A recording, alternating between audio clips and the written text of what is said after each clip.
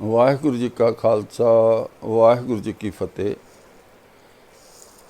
ਤਵਾਰੀਖ ਗੁਰੂ ਖਾਲਸਾ ਦੇ ਵਿੱਚੋਂ ਵੀਡੀਓ ਦੀ ਵਿਚਾਰ ਲੜੀ ਚੱਲ ਰਹੀ ਹੈ। ਇਹ ਗ੍ਰੰਥ ਗਿਆਨੀ ਗਿਆਨ ਸਿੰਘ ਨੇ ਲਿਖਿਆ ਹੈ। ਜਿਵੇਂ ਪਹਿਲਾਂ ਗੱਲਬਾਤ ਕੀਤੀ ਹੈ ਕਿ ਜਿਤਨੇ ਵੀ ਗ੍ਰੰਥ ਸਿੱਖ ਧਰਮ ਦੇ ਇਤਿਹਾਸ ਦੇ ਨਾਂ 'ਤੇ ਲਿਖੇ ਹੋਏ ਨੇ, ਸਾਰੇ ਦੇ ਸਾਰੇ ਇੱਕੋ ਹੀ ਤਰੀਕੇ ਨਾਲ ਲਿਖੇ ਹੋਏ ਨੇ। ਇਹਨਾਂ ਗ੍ਰੰਥਾਂ ਦਾ ਮੁੱਖ ਮਕਸਦ ਜੋ ਮੇਰੀ ਸਮਝ ਵਿੱਚ ਆਇਆ ਹੈ, ਉਹ ਗੁਰੂ ਨਾਨਕ ਦੀ ਸਿੱਖੀ ਨੂੰ ਦੁਬਾਰਾ ਉਸੇ ਜਗ੍ਹਾ ਲਿਜਾਣਾ ਹੈ ਜਿੱਥੋਂ ਗੁਰੂ ਨਾਨਕ ਪਾਤਸ਼ਾਹ ਨੇ ਸ਼ੁਰੂ ਕੀਤੀ ਸੀ। ਹਰ ਗੱਲ ਨੂੰ ਘੁਮਾ ਫਿਰਾ ਕੇ ਉਹੀ ਮਨਮਤਾਂ, ਉਹੀ ਪੂਜਾ ਦੇ ਤਰੀਕੇ, ਉਹੀ ਜੋ ਕਰਮਕਾਂਡ ਕਰਨੇ ਦੱਸੇ ਗਏ ਹਨ। ਅੱਜ ਦੀ ਜਿਹੜੀ ਵਿਚਾਰ ਹੈ ਉਹ ਹੈ ਇਸ ਗ੍ਰੰਥ ਦੇ ਸਫਾ 288 ਤੋਂ। ਇਹਦਾ ਸਿਰਲੇਖ ਹੈ ਸੋਢੀ ਕੌਲ ਦਾ ਸੰਵਾਦ। ਗੁਰੂ ਗੋਬਿੰਦ ਸਿੰਘ ਜੀ ਜਦੋਂ ਪਿੰਡ ਢਿਲਮਾ ਵਿੱਚ ਪਹੁੰਚੇ ਤਾਂ ਉੱਥੇ ਨੇੜੇ ਹੀ ਗੁਰੂ ਕੇ ਕੋਠੇ ਨਾਂ ਦੀ ਇੱਕ ਜਗ੍ਹਾ ਹੈ। ਅਸੀਂ ਜਦੋਂ ਪਿਛਲਾ ਇਤਿਹਾਸ ਪੜ੍ਹਿਆ ਸੀ ਤੇ ਅਸੀਂ ਜਾਣਿਆ ਸੀ ਕਿ ਪ੍ਰਿਥੀ ਚੰਦ ਜੋ ਹੈ ਗੁਰੂ ਅਰਜਨ ਪਾਤਸ਼ਾਹ ਜੀ ਨਾਲ ਨਾਰਾਜ਼ ਹੋ ਕੇ ਇੱਥੇ ਆ ਗਿਆ ਸੀ। ਉਸ ਤੋਂ ਬਾਅਦ 'ਚ ਉਸ ਦੀ ਸੰਤਾਨ ਦਰਬਾਰ ਸਾਹਿਬ ਵੀ ਕੁਝ ਸਮੇਂ ਰਹੀ। ਆਖਰ ਇੱਥੇ ਉਹਨਾਂ ਨੂੰ ਪੱਕਾ ਉਹਨਾਂ ਨੇ ਡੇਰਾ ਬਣਾਇਆ ਸੀ। ਸਮੇਂ ਦੀ ਸਰਕਾਰ ਨੇ ਉਸ ਦੀ ਮਦਦ ਕੀਤੀ ਸੀ, ਉਸ ਨੂੰ ਕੁਝ ਪਿੰਡਾਂ ਦੀ ਜਗੀਰ ਵੀ ਬਖਸ਼ੀ ਸੀ ਅਤੇ ਇਸ ਕਰਕੇ ਇੱਥੇ ਉਹਨਾਂ ਨੇ ਆਪਣੇ ਆਪ ਨੂੰ ਸਥਾਪਿਤ ਕਰ ਲਿਆ ਸੀ। ਪ੍ਰਿਥੀ ਚੰਦ ਦੀ ਔਲਾਦ ਅੱਗੇ ਇੱਥੇ ਰਹਿਣ ਲੱਗ ਗਈ। ਹੋਰ ਤਾਂ ਹੋਰ ਉਹ ਸਿਰਫ ਰਹਿਣ ਨਹੀਂ ਲੱਗੀ, ਉਹਨਾਂ ਨੇ ਆਪਣੇ ਆਪ ਨੂੰ ਗੁਰੂ ਵੀ ਸਿੱਧ ਡਿਕਲੇਅਰ ਕਰ ਦਿੱਤਾ ਸੀ। ਔਰ ਮਾਲਵੇ ਦੇ ਵਿੱਚ ਬਹੁਤ ਸਾਰੀ ਸੰਗਤ ਉਹਨਾਂ ਦੇ ਵੰਸ਼ਜਾਂ ਨੂੰ, ਪ੍ਰਿਥਵੀ ਚੰਦ ਦੇ ਵੰਸ਼ਜਾਂ ਨੂੰ ਗੁਰੂ ਕਰਕੇ ਮੰਨਦੀਆਂ ਸਨ ਸੰਗਤਾਂ। ਸੋ ਕਪੂਰਾ ਵੀ ਉਹਨਾਂ ਵਿੱਚੋਂ ਇੱਕ ਸੀ। ਕਪੂਰਾ ਵੀ ਸੋਢੀ ਕੌਲ ਦਾ ਹੀ ਸਿੱਖ ਸੀ। ਦੋਨੋਂ ਪਾਸੇ ਪੈਰ ਰੱਖਦਾ ਸੀ। ਗੁਰੂ ਗੋਬਿੰਦ ਸਿੰਘ ਜੀ ਨਾਲ ਵੀ ਉਸਨੇ ਸਾਂਝ ਪਾਈ, ਪਰ ਜਦੋਂ ਗੁਰੂ ਗੋਬਿੰਦ ਸਿੰਘ ਜੀ ਨੇ ਉਸ ਨੂੰ ਆਪਣੀ ਹਵੇਲੀ ਦੇਣ ਲਈ ਕਿਹਾ ਕਿ ਇੱਥੇ ਇਸ ਜਗ੍ਹਾ ਵਿੱਚ ਰਹਿ ਕੇ, ਤੇਰੇ ਕਿਲੇ ਵਿੱਚ ਰਹਿ ਕੇ ਮੈਂ ਵਜੀਦ ਖਾਨ ਦੀਆਂ ਫੌਜਾਂ ਨਾਲ ਲੜਾਈ ਕਰਾਂਗਾ, ਤਾਂ ਕਪੂਰਾ ਆਪਣਾ ਕਿਲਾ, ਆਪਣੀ ਹਵੇਲੀ ਦੇਣੋਂ ਮੁੱਕਰ ਗਿਆ ਸੀ। ਇਸ ਕਰਕੇ ਗੁਰੂ ਗੋਬਿੰਦ ਸਿੰਘ ਜੀ ਉਸ ਤੋਂ ਨਾਰਾਜ਼ ਸਨ। ਪਰ ਉਹ ਗੱਲ ਅਸੀਂ ਅੱਗੇ ਲਵਾਂਗੇ। ਅਸੀਂ ਗੱਲ ਕਰਦੇ ਹਾਂ ਕੌਲ ਦੀ। ਗੁਰੂ ਸਾਹਿਬ ਉਸੇ ਘੜੀ ਉੱਥੋਂ ਕੂਚ ਕਰਕੇ, ਪੁਰਾਣੀ ਜਗ੍ਹਾ ਤੋਂ ਕੂਚ ਕਰਕੇ ਢਿਲਮਾ ਪਿੰਡ ਵਿੱਚ ਆ ਗਏ। ਉੱਥੇ ਅੱਗੇ ਸੋਢੀ ਪ੍ਰਿਥੀ ਚੰਦ ਦੀ ਸੰਤਾਨ ਸੋਢੀ ਕੌਲ ਜੀ ਆਪਣੇ ਚਾਰੇ ਪੁੱਤਰਾਂ ਸਤਾਨੰਦ, ਹਰੀ ਚੰਦ, ਅਮਰੀਕ, ਵਣਵਾਲੀ ਅਤੇ ਅਵੇ ਚੰਦ ਆਦਿ ਪੋਤਰਿਆਂ ਸਮੇਤ ਗੁਰੂ ਸਾਹਿਬ ਜੀ ਨੂੰ ਆ ਮਿਲਿਆ। ਉਸ ਦਿਨ ਉਹਨਾਂ ਦੇ ਵੱਡੇ ਦਾ ਖਿਆ ਸੀ। ਖਿਆ ਸਰਾਧ, ਜੋ ਹਿੰਦੂ ਧਰਮ ਵਿੱਚ ਸਰਾਧ ਕਰਾਏ ਜਾਂਦੇ, ਖਿਆ ਸੀ। ਇਸ ਕਰਕੇ ਸਾਧੂ ਸਰਾਧ ਕਰਾ ਰਹੇ ਸਨ। ਉਹ ਕੁਸ਼ਾ ਦੇ ਛੱਲੇ ਜਿਹੇ ਪਹਿਨੇ ਹੋਏ ਸਨ। ਬੱਚਿਆਂ ਨੇ ਕੁਸ਼ਾ ਦੇ ਛੱਲੇ ਪਹਿਨੇ ਹੋਏ ਸਨ।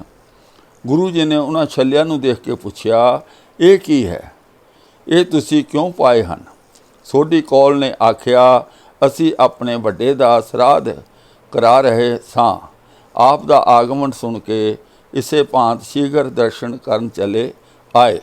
ਗੁਰੂ ਜੀ ਨੇ ਇਹ ਦੇਖ ਕੇ ਉਹਨਾਂ ਨੂੰ ਨਸੀਹਤ ਦਿੱਤੀ ਔਰ ਉਹਨਾਂ ਨੂੰ ਸਮਝਾਉਣੀ ਕੀਤੀ ਕਿ ਗੁਰਬਾਣੀ ਵਿੱਚੋਂ ਤੁਕ ਬੋਲ ਕੇ, ਜੀਵਤ ਪਿੱਤਰ ਨਾ ਮਾਨੇ ਕੋਊ, ਮੋਏ ਸਰਾਧ ਕਰਾਹੀਂ, ਪਿੱਤਰ ਭੀ ਬਪੜੇ ਕਹੋ ਕਿਉਂ ਪਾਵੇਂ, ਕਊਆ ਕੂਕਰ ਖਾਹੀਂ। ਭਗਤ ਕਬੀਰ ਜੀ ਦਾ ਇਹ ਸ਼ਬਦ ਹੈ 332 ਪੰਨੇ ਤੋਂ। ਇਹ ਇਸ ਸ਼ਬਦ ਰਾਹੀਂ ਕੌਲ ਨੂੰ, ਸੋਢੀ ਕੌਲ ਨੂੰ ਗੁਰੂ ਸਾਹਿਬ ਗੁਰਮਤਿ ਸਮਝਾਉਣੀ ਕਰ ਰਹੇ ਹਨ। ਜਦੋਂ ਆਪਾਂ ਇਹ ਕਹਾਣੀ ਪੂਰੀ ਪੜ੍ਹਾਂਗੇ ਨਾ, सानू इंज लगेगा कि यार इस ग्रंथ विच कोई खुनामी नहीं।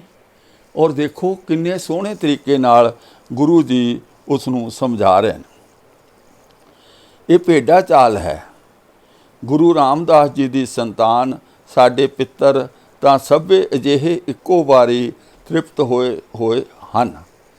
कदे किसी चीज़ की उन्होंने लोड़ नहीं हुंदी। कौल जी बोले, सतगुरो आप सच आखदे हो, पर जन्म धार के संसार की कार कुछ ना कुछ जरूर करनी पैंदी है। देखो गुरु नानक साहब हुण यह गुरु नानक पातशाह की उस गल की उदाहरण दे रहा जो कवि संतोख सिंह ने सूरज प्रकाश ग्रंथ विच लिखी है। असी उत्थे पढ़िया सी कि जदों गुरु नानक पातशाह ज्योति जोत समाउण लगे उस दिन 7ਵੀਂ का दिन सी, श्राद्धां दी 7ਵੀਂ का दिन सी। तां माता सुलखणी श्री चंद की माता ने गुरु नानक पातशाह नूं कहा कि जी कल नूं कालू पिता जी का श्राद्ध है, जे तुसीं अपना चलाना अगे पा देंदे ते श्राद्ध करके जांदे। गुरु साहब ने उन्हां दा कहना मन्निया ते अपने मौत का चलाने का जो समा अगे पा दिता। सारा समान जो इकट्ठा किया सी उत्थों चुकवा दिता। उन्होंने 8ਵੀਂ नूं मेहता कालू का श्राद्ध करवाया। 9ਵੀਂ नूं गुरु नानक पातशाह रहे। 10ਵੀਂ नूं उन्होंने चलाना किया। ये सारा प्रसंग सूरज प्रकाश ग्रंथ विच लिखिया होया। ये सारी कहानी सोढी कौल ने गुरु गोबिंद सिंह पातशाह जी नूं दसी। अगों गुरु गोबिंद सिंह पातशाह जी कहण लगे, ये तां जो कर्मकांड बाद विच साखियां विच रला दिता गया है।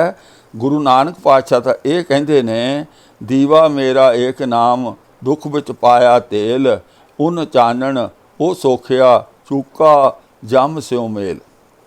पिंड पत्तल मेरी केसो किरिया, सच नाम करतार, ऐथे ओथे आगे पाछे ये मेरा आधार।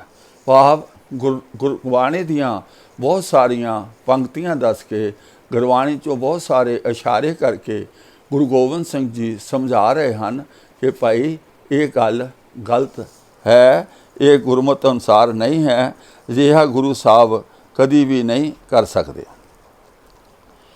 हुण असली गल की है कि इहदे विच जिहड़े नुकते विचारन वाले आ, इस गल नूं सुन के वो सोढी कौल मन गया कि ये तो खाम खा एवें पंडितां नूं पूजण वाली गल है, उन्हां नूं छकण छकाउण वाली गल है। ये गल वाकई ही तुहाडी सही है।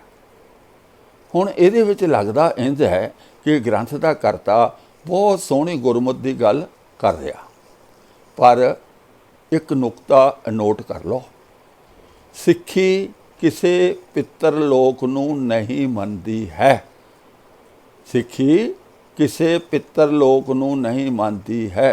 किसी ऐसे लोक नूं नहीं मनदी है जिथे मरण तो बाद लोक रहिंदे हन। ना ही सिੱਖੀ स्वर्ग नरक नूं मनदी है, ना उसका कोई डर मनदी है। पर इस लिखत अनुसार गुरु गोबिंद सिंह जी के मुख चों ये गल कढ़वाई जा रही है कि साडे पितरां नूं इन्हां चीज़ां दी लोड़ नहीं है। साडे पितर तृप्त हन, भाव वो सचखंड विच हन। इहदा मतलब बाकी लोकां दे पितरां नूं इस दी लोड़ है। पितर लोक हुंदे हन और पितरां नूं भोजन पुजदा है, सानू लोड़ नहीं। गल सीधी करनी ये बनती सी कि पितर लोक कोई नहीं हुंदा, ना ही ऐसा कोई लोक है, ना उत्थे कोई चीज़ पुजदी है। ये गुरमत है। पर अद्धी गल कर देनी कि साडे पितर जिहड़े आ उन्हां नूं इस चीज़ की लोड़ नहीं, वो तृप्त हन। ते इहदा मतलब बाकियां नूं लोड़ है। वो श्राद्ध काउण तां ठीक है, उन्हां दा जो भोजन पितर लोक विच पहुँचदा है, ये शहद विच मिला के जहर दा इंजैक्शन सानू ला दिता गया है। ਅੱਗੋਂ ਗੱਲ ਜਿਹੜੀ ਹੈ ਅਸੀਂ ਕਰਦੇ ਹਾਂ ਕਿ ਸੋਢੀ ਕੌਲ ਜਿਹੜਾ ਹੈ ਉਹ ਕੀ ਕਹਿੰਦਾ ਹੈ ਕਿ ਭਾਈ ਗੱਲ ਸਹੀ ਹੈ। ਗੁਰੂ ਜੀ ਨੂੰ ਪੁੱਛਣ ਲੱਗਾ ਕਿ ਤੁਸੀਂ ਮੈਨੂੰ ਦੱਸੋ ਕਿ ਇਹ ਜਿਹੜਾ ਤੁਸੀਂ ਬਾਣਾ ਪਾਇਆ ਹੋਇਆ ਹੈ ਜਾਂ ਤੁਸੀਂ ਇੱਥੇ ਕਿੱਦਾਂ ਆਉਣਾ ਹੋਇਆ, ਤੁਹਾਡਾ ਇੱਥੇ ਇਸ ਪਾਸੇ ਆਉਣਾ ਕਿੱਦਾਂ ਹੋਇਆ, ਅਨੰਦਪੁਰ ਦਾ ਕੀ ਹਾਲ ਹੈ, ਉਹ ਸਾਰੀ ਗੱਲ ਉਹਨਾਂ ਨੇ ਪੁੱਛੀ। ਤਾਂ ਅੱਗੋਂ ਗੁਰੂ ਸਾਹਿਬ ਨੇ ਉਸ ਨੂੰ ਸਾਰੀ ਕਹਾਣੀ ਸੁਣਾਈ ਕਿ ਕਿਵੇਂ ਅਨੰਦਪੁਰ ਸਾਹਿਬ ਦਾ ਕਿਲ੍ਹਾ ਉਜੜਿਆ, ਕਿਵੇਂ ਚਮਕੌਰ ਦੇ ਵਿੱਚ ਜੰਗ ਹੋਈ, ਕਿਵੇਂ ਸ਼ਹੀਦੀਆਂ ਹੋਈਆਂ, ਇਸ ਤਰ੍ਹਾਂ ਕਰਕੇ ਸਾਰੀ ਗੱਲ ਸੁਣਾਈ। ਇੱਕ ਗੱਲ ਯਾਦ ਰੱਖੋ, ਪ੍ਰਿਥੀ ਚੰਦ ਗੁਰੂ ਘਰ ਵੱਲੋਂ ਦੁਰਕਾਰਿਆ ਹੋਇਆ ਸੀ। ਜਦੋਂ ਤੱਕ ਉਹ ਕੋਈ ਵੀ ਉਸ ਦਾ ਮੈਂਬਰ ਸਿੱਖ ਧਰਮ ਵਿੱਚ ਆ ਕੇ ਮੁਆਫੀ ਮੰਗ ਕੇ ਅੰਮ੍ਰਿਤ ਛਕ ਕੇ ਸਿੱਖੀ ਧਾਰਨ ਨਹੀਂ ਕਰਦਾ ਸੀ, ਉਦੋਂ ਤੱਕ ਉਹਨਾਂ ਨਾਲ ਮੇਲ ਮਿਲਾਪ ਦੀ ਮਨਾਹੀ ਸੀ। ਪਰ ਇਸ ਕਹਾਣੀ ਅਨੁਸਾਰ ਸੋਢੀ ਕੌਲ ਨੇ ਆ ਕੇ ਨਾ ਤਾਂ ਕੋਈ ਮਾਫੀ ਮੰਗੀ ਔਰ ਨਾ ਹੀ ਉਸਨੇ ਅੰਮ੍ਰਿਤ ਛਕਿਆ ਸੀ। ਤਾਂ ਫਿਰ ਗੁਰੂ ਗੋਬਿੰਦ ਸਿੰਘ ਜੀ ਨੇ ਉਹਨਾਂ ਨੂੰ ਐਕਸੈਪਟ ਕਿੱਦਾਂ ਕੀਤਾ, ਉਹਨਾਂ ਨੂੰ ਮਨਜ਼ੂਰ ਕਿੱਦਾਂ ਕੀਤਾ। ਇੱਕ ਗੱਲ ਹੋਰ, ਗੁਰੂ ਗੋਬਿੰਦ ਸਿੰਘ ਜੀ ਕਹਿੰਦੇ ਨੇ ਕਿ ਇੱਥੇ ਮੈਂ ਆਇਆ ਹਾਂ, ਜਿਹੜਾ ਕਪੂਰਾ ਹੈ ਉਸ ਦੀ ਜੜ ਪੁੱਟਣ ਲਈ, ਉਸ ਦੀ ਜੜ ਪੁੱਟੀ ਜਾਵੇ। ਉਹ ਸਾਰੀ ਕਹਾਣੀ ਸੁਣਾਈ ਕਿਵੇਂ ਕਪੂਰੇ ਨੇ ਗੁਰੂ ਸਾਹਿਬ ਨੂੰ ਆਪਣੀ ਹਵੇਲੀ ਕਿਲ੍ਹਾ ਨਹੀਂ ਦਿੱਤਾ ਸੀ ਲੜਾਈ ਲਈ। ਜਦੋਂ ਇੰਨੀ ਗੱਲ ਕਹੀ ਤਾਂ ਸੋਢੀ ਕੌਲ ਕਹਿਣ ਲੱਗਾ ਕਿ ਕਪੂਰੇ ਦੀਆਂ ਜੜ੍ਹਾਂ ਤਾਂ ਮੇਰੇ ਪੇਟ ਵਿੱਚ ਹਨ।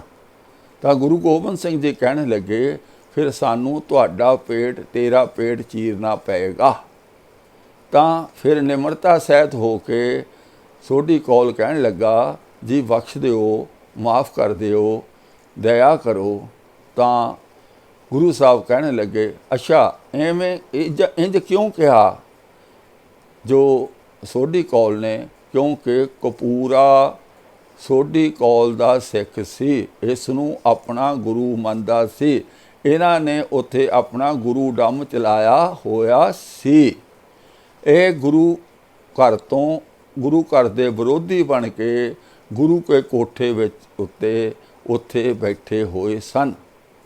ਇਸ ਕਰਕੇ ਉਸਨੇ ਕਿਹਾ ਉਸ ਦੀਆਂ ਜੜ੍ਹਾਂ ਮੇਰੇ ਪੇਟ ਵਿੱਚ ਹਨ, ਕਿਉਂਕਿ ਉਹ ਇਹਦਾ ਸਿੱਖ ਸੀ।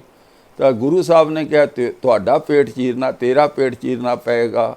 ਤਾਂ ਉਸ ਵੇਲੇ ਇਸਨੇ ਮਾਫੀ ਮੰਗੀ ਕਪੂਰੇ ਲਈ। ਗੁਰੂ ਸਾਹਿਬ ਨੇ ਕਿਹਾ ਉਸ ਨੂੰ ਤਾਂ ਫਾਹਾ ਲੱਗਣਾ ਹੀ ਲੱਗਣਾ, ਪਰ ਨਾ ਉਹਦੀ ਜਿਹੜੀ ਸੰਤਾਨ ਹੈ ਅਗਰ ਉਹ ਠੀਕ ਰਹੇਗੀ। ਉਹਨਾਂ ਨੂੰ ਕੋਈ ਸ਼ਸਤਰ ਦਿੱਤੇ, ਜਦੋਂ ਤੱਕ ਉਸ ਦੀ ਪੂਜਾ, ਸ਼ਸਤਰਾਂ ਦੀ ਪੂਜਾ ਇਸ ਵਿੱਚ ਲਿਖੀ ਹੈ, ਸ਼ਸਤਰਾਂ ਉੱਤੇ ਚੌਰ ਕਰਨਾ, ਸ਼ਸਤਰਾਂ ਨੂੰ ਧੂਫ ਦਿਖਾਉਣੀ। ਸਿੱਖੀ ਦੇ ਵਿੱਚ ਕੋਈ ਐਸਾ ਨੁਕਤਾ ਇਹਨਾਂ ਗ੍ਰੰਥਾਂ ਨੇ ਨਹੀਂ ਛੱਡਿਆ ਜਿਸ ਤੋਂ ਸਿੱਖੀ ਦਾ ਬੂਟਾ ਹਰਾ ਰਹਿ ਸਕੇ। ਹਰ ਤਰ੍ਹਾਂ ਨਾਲ ਉਸ ਨੂੰ ਸੁਕਾਉਣ ਦੀ ਕੋਸ਼ਿਸ਼ ਕੀਤੀ ਗਈ ਹੈ। ਅਸੀਂ ਫੌਜ ਵਿੱਚ ਰਹੇ ਹਾਂ, ਸ਼ਸਤਰ ਜਿਹੜੇ ਹੁੰਦੇ ਹਨ ਉਹਨਾਂ ਦੀ ਪੂਜਾ ਨਹੀਂ ਹੁੰਦੀ, ਉਹਨਾਂ ਦੀ ਮੇਨਟੇਨੈਂਸ ਹੁੰਦੀ ਹੈ, ਉਹਨਾਂ ਦੀ ਸਾਂਭ ਸੰਭਾਲ ਹੁੰਦੀ ਹੈ। ਉਹਨਾਂ ਨੂੰ ਦੇਖਿਆ ਜਾਂਦਾ ਇਹ ਕੰਮ ਲਾਇਕ ਹਨ ਜਾਂ ਨਹੀਂ ਹਨ। ਪੂਜਾ ਕਰਕੇ ਸ਼ਾਸਤਰ ਠੀਕ ਨਹੀਂ ਹੁੰਦੇ, ਸ਼ਾਸਤਰ ਖੁਸ਼ ਨਹੀਂ ਹੁੰਦੇ। ਇਹ ਕੋਈ ਸਿੱਖੀ ਦਾ ਵਿਧਾਨ ਹੀ ਨਹੀਂ। ਇੱਕ ਤਾਂ ਬਚਿੱਤਰ ਨਾਟਕ ਸਾਡੇ ਵਿੱਚ ਵਾੜ ਦਿੱਤਾ, ਉਹਦੇ ਵਿੱਚ ਸ਼ਾਸਤਰਾਂ ਨੂੰ ਮਹਾਨ ਬਣਾ ਦਿੱਤਾ, ਉਹ ਗੁਰੂ ਗੋਬਿੰਦ ਸਿੰਘ ਦੀ ਰਚਨਾ ਬਣਾ ਦਿੱਤਾ। ਮੰਨ ਲਓ ਗੁਰੂ ਗ੍ਰੰਥ ਸਾਹਿਬ ਨੂੰ ਇੱਕ ਪਾਸੇ ਕਰ ਦਿੱਤਾ, ਹੋਰ ਗ੍ਰੰਥਾਂ ਦੀ ਅਮਰਵੇਲ ਸਾਡੇ ਉੱਤੇ ਚੜ੍ਹਾ ਦਿੱਤੀ ਗਈ। ਗੁਰੂ ਗ੍ਰੰਥ ਸਾਹਿਬ ਜਿਹੜਾ ਇੱਕ ਸਦਾ ਬਹਾਰ ਫਲ ਦੇਣ ਵਾਲਾ ਸੀ, ਉਸ ਦੇ ਉੱਤੇ ਪੂਰੀ ਤਰ੍ਹਾਂ ਅਮਰਵੇਲ ਪਾ ਦਿੱਤੀ ਗਈ। ਉਸ ਦਾ ਗਿਆਨ ਦਿਖਿਆ ਵੀ ਕਿਤੇ ਦਿਖਦਾ ਨਹੀਂ। ਇਹ ਗ੍ਰੰਥ ਸਾਰੇ ਹੈਵੀ ਹੋ ਗਏ, ਉੱਤੇ ਇਹਨਾਂ ਦਾ ਪ੍ਰਭਾਵ ਜ਼ਿਆਦਾ ਹੈ। ਤੋ ਇਸ ਤਰ੍ਹਾਂ ਕਰਕੇ ਉਹ ਕਪੂਰੇ ਨੂੰ, ਉਸ ਦੇ ਪਰਿਵਾਰ ਨੂੰ ਖਿਮਾ ਜਾਚਨਾ ਹੋ ਗਈ, ਪਰ ਕਪੂਰੇ ਨੂੰ ਫਾਂਸੀ ਲੱਗਣ ਦਾ ਵਚਨ ਅਟਲ ਸੀ। ਮਤਲਬ ਗੁਰੂ ਗੋਬਿੰਦ ਸਿੰਘ ਜੀ ਥੋੜ੍ਹੀ ਜਿਹੀ ਗੱਲ ਤੋਂ ਹੀ ਸ਼ਰਾਫ ਦੇ ਦਿੰਦੇ ਸਨ।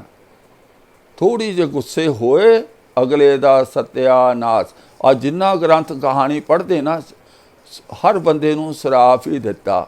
ਕਿਸੇ ਨੂੰ ਸ਼ਾਬਾਸ਼, ਬਿਰਲਾ ਹੀ ਵਾਂਝਾ ਕੋਈ ਹੋਊ ਜਿਸ ਨੂੰ ਸ਼ਾਬਾਸ਼ ਮਿਲੀ ਹੋਊ, ਨਹੀਂ ਤਾਂ ਸ਼ਰਾਫ ਹੀ ਦੇਈ ਗਏ, ਸ਼ਰਾਫ ਹੀ ਦੇਈ ਗਏ। ਉਧਰ ਫਤਿਹ ਨੂੰ ਵੀ ਸ਼ਰਾਫ ਦਿੱਤਾ ਸੀ, ਉਹਦੀ ਘੋੜੀ ਵੀ ਮਰ ਗਈ, ਫਤਿਹ ਵੀ ਮਰ ਗਿਆ। ਹਰ ਬੰਦੇ ਨੂੰ ਉਧਰ ਗੁਲਾਬੇ ਤੇ ਪੰਜਾਬੇ ਨਾਲ ਵੀ ਨਾਰਾਜ਼ ਹੋ ਕੇ ਆਏ, ਜਿਹਦੇ ਕੋਲ ਗਏ, ਸਮੀਰ ਕੋ ਗਏ, ਹਰ ਬੰਦੇ ਕੋ ਨਾਰਾਜ਼ ਹੋ ਕੇ ਗੁਰੂ ਸਾਹਿਬ ਆਏ। ਜਦੋਂ ਗੁਰੂ ਸਾਹਿਬ ਦੀ ਗੱਲ ਨਹੀਂ ਮੰਨੀ ਔਰ ਗੁਰੂ ਸਾਹਿਬ ਉਹਨਾਂ ਨਾਲ ਨਾਰਾਜ਼ ਹੋ ਗਏ। ਸੋ ਇਹ ਤਾਂ ਗੱਲ ਹੋ ਗਈ ਇਤਨੀ ਕਿ ਜਿਹੜਾ ਕਪੂਰੇ ਦੀ ਗੱਲ ਤੇ ਸੋਢੀ ਕੌਲ ਦੀ ਗੱਲ। ਹੁਣ ਅੱਗੇ ਜਿਹੜੀ ਗੱਲ ਹੈ, ਜਦੋਂ ਗੁਰੂ ਸਾਹਿਬ ਨੇ ਨੀਲਾ ਬਾਣਾ ਪਹਿਨਿਆ ਹੋਇਆ ਸੀ, ਸਾਨੂੰ ਪਤਾ ਹੈ ਕਿ ਜਦੋਂ ਨਬੀ ਖਾਨ ਤੇ ਗਨੀ ਖਾਨ ਉੱਚ ਦਾ ਪੀਰ ਬਣਾ ਕੇ ਲਿਆਏ ਸੀ, ਗੁਰੂ ਸਾਹਿਬ ਨੂੰ ਮੁਸਲਮਾਨੀ ਭੇਸ ਵਿੱਚ ਨੀਲੇ ਵਸਤਰ ਪਹਿਨ ਕੇ ਲਿਆਏ ਸੀ। ਸੋਢੀ ਕੌਲ ਕਹਿਣ ਲੱਗਾ, ਇਹ ਵਸਤਰ ਤੁਹਾਨੂੰ ਚੰਗੇ ਨਹੀਂ ਲੱਗਦੇ। ਗੁਰੂ ਗੋਬਿੰਦ ਸਿੰਘ ਜੀ ਨੇ ਦੇ ਲਈ ਉਹ ਘਰੋਂ ਚਿੱਟੇ ਵਸਤਰ ਲੈ ਕੇ ਆਇਆ ਔਰ ਚਿੱਟੇ ਵਸਤਰ ਗੁਰੂ ਗੋਬਿੰਦ ਸਿੰਘ ਜੀ ਨੂੰ ਭੇਟ ਕੀਤੇ ਔਰ ਗੁਰੂ ਗੋਬਿੰਦ ਸਿੰਘ ਜੀ ਨੇ ਉਹਨਾਂ ਨੂੰ ਮਨਜ਼ੂਰ ਕਰ ਲਿਆ। ਸੋਢੀ ਕੌਲ ਕੌਣ ਹੈ? ਪ੍ਰਿਥੀ ਚੰਦ ਦੀ ਔਲਾਦ ਵਿੱਚੋਂ। ਪ੍ਰਿਥੀ ਚੰਦ ਕੌਣ ਹੈ? ਜਿਹੜਾ ਗੁਰੂ ਘਰ ਵੱਲੋਂ ਛੇਕਿਆ ਹੋਇਆ ਹੈ। ਔਰ ਇਹ ਹਾਲੇ ਨਾ ਤਾਂ ਸੋਢੀ ਕੌਲ ਨੇ ਅੰਮ੍ਰਿਤ ਛਕਿਆ, ਨਾ ਇਸ ਨੇ ਆ ਕੇ ਪੁਰਾਣੇ ਕੀਤੇ ਹੋਈਆਂ ਗੱਲਾਂ ਦੀ ਮਾफ़ੀ ਮੰਗੀ। ਤੇ ਇਹਦਾ ਮਤਲਬ ਕੀ ਹੋਇਆ? ਗੁਰੂ ਗੋਬਿੰਦ ਸਿੰਘ ਜੀ ਨੇ ਸਭ ਕੁਝ ਉਵੇਂ ਹੀ ਛੱਡ ਦਿੱਤਾ। ਉਹਦੇ ਲੈ ਕੇ ਚਿੱਟਾ ਚੋਲਾ ਪਾ ਲਿਆ, ਨੀਲਾ ਚੋਲਾ ਲਾਤਾ, ਅੰਗੀਠੀ ਦੇ ਕੋਲ ਬੈਠ ਕੇ ਔਰ ਉਹਦੀ ਲੀਰ ਲੀਰ ਕਰਕੇ ਚੋਲੇ ਨੂੰ ਜਲਾਉਣ ਲੱਗ ਗਏ। ਅਸਲ 'ਚ ਕਹਾਣੀ ਵਾਲੇ ਨੇ ਕਹਾਣੀ ਲੰਮੀ ਕਰਨੀ ਆ। ਇੱਕ ਨਿਹੰਗ ਨੀਲੇ ਚੋਲੇ ਵਾਲੇ, ਇੱਕ ਉਹਨਾਂ ਨੇ ਪੰਥ ਸਾਜਣਾ ਸੀ, ਅਲੱਗ ਤਰ੍ਹਾਂ ਦਾ ਗਰੁੱਪ ਬਣਾਉਣਾ ਸੀ। ਉਹ ਲੀਰ ਕਰਕੇ ਉਹ ਅੱਗ ਵਿੱਚ ਸੁੱਟਦੇ ਗਏ। ਇੱਕ ਲੀਰ ਬਚੀ, ਉਹ ਮਾਨ ਸਿੰਘ ਨੇ ਗੁਰੂ ਸਾਹਿਬ ਤੋਂ ਲੈ ਕੇ ਆਪਣੇ ਦਮਾਲੇ ਵਿੱਚ ਸਜਾਤੀ। ਕਹਿੰਦੇ ਗੁਰੂ ਸਾਹਿਬ ਨੇ ਇਹ ਵਰ ਦਿੱਤਾ, ਇੱਥੋਂ ਤੁਹਾਡਾ ਪੰਥ ਚੱਲੇਗਾ। ਨਿਹੰਗ ਸਿੰਘਾਂ ਦਾ ਉੱਥੋਂ ਜਿਹੜੀ ਹੈ ਸ਼ੁਰੂਆਤ ਹੋਈ ਹੈ। ਇਹਨਾਂ ਗ੍ਰੰਥਾਂ ਵਿੱਚੋਂ ਨਿਹੰਗ ਸਿੰਘ ਪੈਦਾ ਹੋਏ ਹਨ, ਇਹਨਾਂ ਨੇ ਉਹਨਾਂ ਨੂੰ ਪੈਦਾ ਕੀਤਾ। ਔਰ ਜਿਹੜਾ ਸੋਢੀ ਕੌਲ ਹੈ, ਉਸ ਤੋਂ ਚੋਲਾ ਲੈ ਕੇ ਗੁਰੂ ਸਾਹਿਬ ਨੇ ਪਾ ਲਿਆ। ਉਸ ਤੋਂ ਬਾਅਦ ਉਸ ਦੇ ਪੁੱਤ ਨੇ ਪੋਤੇ ਨੇ ਅੰਮ੍ਰਿਤ ਛਕਿਆ। ਇਹ ਕਹਾਣੀ ਬਾਅਦ ਵਿੱਚ ਹੈ, ਮਾਫੀ ਪਹਿਲਾਂ ਹੋ ਗਈ, ਅੰਮ੍ਰਿਤ ਛਕਣ ਦੀ ਕਹਾਣੀ ਬਾਅਦ ਵਿੱਚ ਘੜੀ ਗਈ, ਲਿਖੀ ਗਈ। ਅਸਲ ਵਿੱਚ ਇਹਨਾਂ ਗ੍ਰੰਥਾਂ ਦਾ ਮਕਸਦ ਇਹ ਹੈ, ਜਿਹੜੇ ਸੱਚੇ ਸੁੱਚੇ ਸਿੱਖ ਆ ਉਹਨਾਂ ਦੇ ਜੋ ਕਰੈਕਟਰ, ਉਹਨਾਂ ਦੀ ਸ਼ਖਸੀਅਤ ਨੂੰ ਦਾਗਦਾਰ ਕਰਨਾ। ਔਰ ਜਿਨ੍ਹਾਂ ਨੂੰ ਗੁਰੂ ਘਰ ਵਿੱਚੋਂ ਦੁਰਕਾਰਿਆ ਗਿਆ ਸੀ ਪਿਛਲੇ ਦਰਵਾਜ਼ੇ ਰਾਹੀਂ, ਉਹਨਾਂ ਨੂੰ ਗੁਰੂ ਘਰ ਵਿੱਚ ਦਾਖਲਾ, ਐਂਟਰੀ ਦੇਣਾ, ਉਹ ਇਹਨਾਂ ਗ੍ਰੰਥਾਂ ਦਾ ਸਾਰਾ ਫਰਜ਼ ਹੈ। ਹੋਰ ਇੱਕ ਗੱਲ ਜਿਹੜੀ ਇਹ ਗ੍ਰੰਥ ਕਦੀ ਨਹੀਂ ਭੁੱਲਦੇ, ਉਹ ਗੱਲ ਕੀ ਹੈ ਕਿ ਗੁਰੂ ਸਾਹਿਬ ਜਿਹੜੇ ਨੇ ਉਹ ਹਮੇਸ਼ਾ ਜਿਹੜਾ ਭੰਗ ਪੀਣ ਨੂੰ ਬਹੁਤ ਕਾਹਲੇ ਰਹਿੰਦੇ ਨੇ। ਇਸ ਗ੍ਰੰਥ ਵਾਲੇ ਨੇ ਥੋੜ੍ਹਾ ਜਿਹੀ ਸ਼ੈਤਾਨੀ ਕੀਤੀ ਹੈ। ਜਿੱਥੇ ਸੂਰਜ ਪ੍ਰਕਾਸ਼ ਗ੍ਰੰਥ ਵਿੱਚ ਲਿਖਿਆ ਹੋਇਆ ਸੀ ਗੁਰੂ ਸਾਹਿਬ ਨੇ ਭੰਗ ਪੀਤੀ, ਅਫੀਮ ਖਾਧੀ, ਇੱਥੇ ਇਸ ਨੇ ਉਸ ਭੰਗ ਨੂੰ ਸ਼ਰਦਾਈ ਲਿਖ ਕੇ ਹੀ ਗੱਲ ਸਮਾਪਤ ਕਰ ਦਿੱਤੀ। ਦੱਖਣ ਨੂੰ ਜਾਂਦੇ ਸਮੇਂ ਗੁਰੂ ਜੀ ਭਾਈ ਦੇ ਕੋਟ ਗਏ। ਰਾਹ ਵਿੱਚ ਸਾਹਿਬ ਚੰਦ ਵਾਲੇ ਉਤਰ ਕੇ, ਸਾਹਿਬ ਚੰਦ ਵਾਲਾ ਪਿੰਡ ਹੈ, ਉੱਥੇ ਉਤਰ ਕੇ ਸ਼ਰਦਾਈ ਛਕੀ।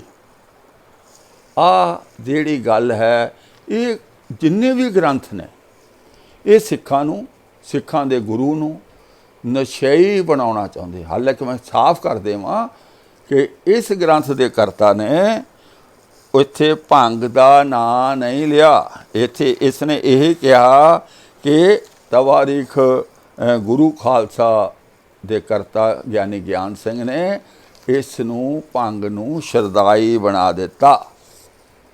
ਇਹ ਇਹਦਾ ਖੂਬੀ ਹੈ। ਹਰ ਗੱਲ ਨੂੰ ਇਸ ਨੇ ਥੋੜ੍ਹਾ ਜਿਹਾ ਜ਼ਿਆਦਾ ਪੋਲਿਸ਼ ਕਰਕੇ ਪੇਸ਼ ਕਰਨ ਦੀ ਕੋਸ਼ਿਸ਼ ਕੀਤੀ ਹੈ। पर इशारा उत्थे ही रखिया कि जदों कोई अर्थ करना ओदी मर्जी है कि शरदाई दे अर्थ भंग करे या शरदाई दे अर्थ बिना नशे तो बनाया होया घोट के बदाम वगैरह उसनों शरदाई लिखे।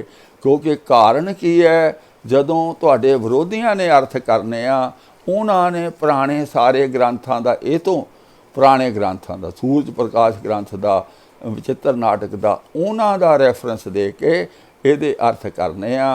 प्राचीन पंथ प्रकाश का रैफरेंस दे के अर्थ करने आ कि शरदाई आ सी इत्थों लिया गया, क्योंकि वो ग्रंथ पहलां होए ने, इसने ग्रंथ बाद च लिखिया। ते इन्हां ने जड़ सुक्कण नहीं देनी नशे वाली, वो साडे गल इन्हां ने पाउणा ही पाउणा। सो ये अज दी विचार असी इतनी करनी है कि किवें ये होर शहद की मात्रा वधा वधा के देना जहर ही है। जिवें श्राद्धां दा खंडन कर दिता पर पितर लोक नूं जिउंदा रखिया। जदों तक पितर लोक जिउंदा है उदों तक स्वर्ग नरक सब कुछ जिउंदे रहने आ और सिक्खी खत्म हुंदी रहनी आ। अज दी वीडियो असी इत्थे ही समाप्त करते हैं। विचार करते हैं कई तरह दीयां भुल्लां गलतियां हो गई होणगियां, माफ़ी चाहुंदे हैं। अगे तो कोशिश करांगे इतिहास नूं सही तरीके नाल वर्णन करिए। ये दस दईए कि ये जिहड़ी सारी कहानी है ये इस दे पन्ना नंबर 288 उत्ते अंकित है। 288 ते तुसी 88 99 ते पढ़ सकते हो।